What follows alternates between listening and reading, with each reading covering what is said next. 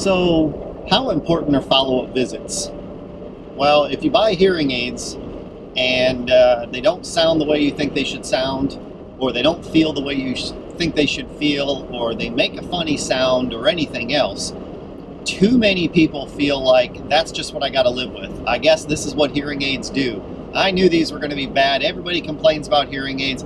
You know, part of the problem? People don't come in for follow-up visits.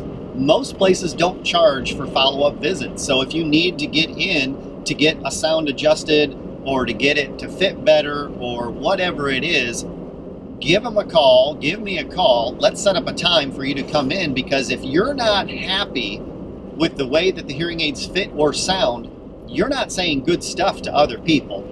And our businesses, and no matter what business you're in, you're always going to thrive more if you have happy customers, right?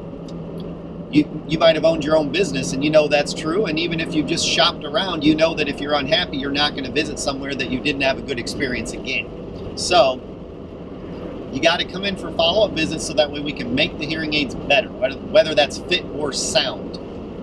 Most places don't charge for those visits, so don't be afraid to come in, even if it's been a year or 2 years or 3 years. We're going to do a lot better if you're out there saying good stuff about us. One of the things that I tell people a lot is you might not remember my name. Even if you forget who I am, if you say bad stuff about that guy over at that one place, that's me that you're talking about. I work in an office by myself, so if you say you don't like that one place, then I'm the one that you're talking about, and I definitely don't want that, because I'm going to succeed with happy customers. One of the things that we find when we do follow-up visits is that you might discover something you didn't know. I had a lady come in one time, and I ran a report on her hearing aids, and it said that they had only been worn for 7 hours in 1 week. And I said, so what's going on with the hearing aids? You don't like the way they sound? She said, I love them. I said, but you're not wearing them. She says, I wear them all the time. So I asked her to show me, and she was opening the battery door a little bit and then putting them on and said, okay, I'm good to go, but that turns the hearing aids off. She didn't realize that.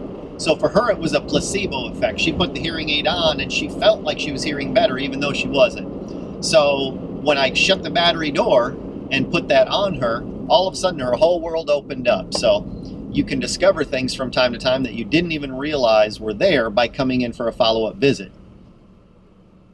I had a guy that wore hearing aids for about 3 years. I didn't sell him hearing aids, somebody else did, and I was seeing him for the first time on a follow-up visit, and I ran a report on his hearing aids, and it showed that he never used his volume control. So I asked him, hey, do you ever need that volume control? He says, I don't have volume control.